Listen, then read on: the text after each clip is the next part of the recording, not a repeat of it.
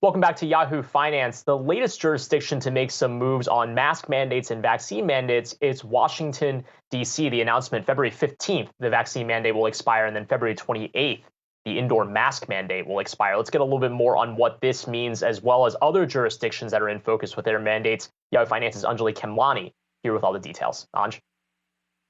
That's right, Brian. As you mentioned, DC, the latest to join in dropping some mandates. We know that this has been happening across the country, especially for masking indoors. And this happened at a time where really DC was about to actually mandate 2 doses be required rather than the one that had been a requirement for DC diners until recently. So that is now in place, joining several other countries. We know that on the coasts in particular, here in the Northeast, as well as along the West Coast, we've seen these states roll back some of these protections as we've seen cases drop. We know right now that cases continue to drop, hospitalizations continue to drop. Deaths are still on the downward climb, though still at concerning levels at about 2,400 per day on average. So that's where things stand now when it comes to specifically the virus and the restrictions there. Anjalee, what about the vaccine mandates specifically? Masks are coming off, vaccine mandates are still in place, and it sounds like a lot of offices are now revisiting that timeline for return to the office.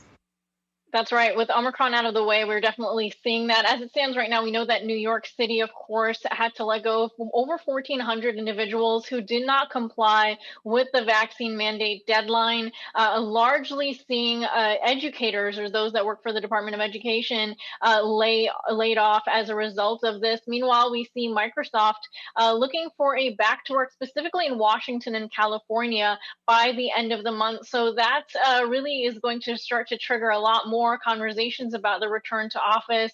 Not quite clear on, how many others will be on board. We know we heard from Expedia as well. So it really is going to be interesting to see how that plays out. We know that the 2022 outlook is not over yet. The virus could still make a comeback. We could still see surges. So really interesting to see how that plays out. And especially as we know here in the U.S., vaccines and vaccination rates have really plateaued when it comes to adults, especially for booster doses. That has been slowing down. We also know that kids, especially those who are eligible, as much as there is a focus on the under 5 age group, the over 5 age group has really stagnated at roughly 20% right now. So it really is a mixed picture, and we have to see how that plays out for the rest of the year. Okay, Anjalee Khemlani bringing us the latest there. Thanks so much for that.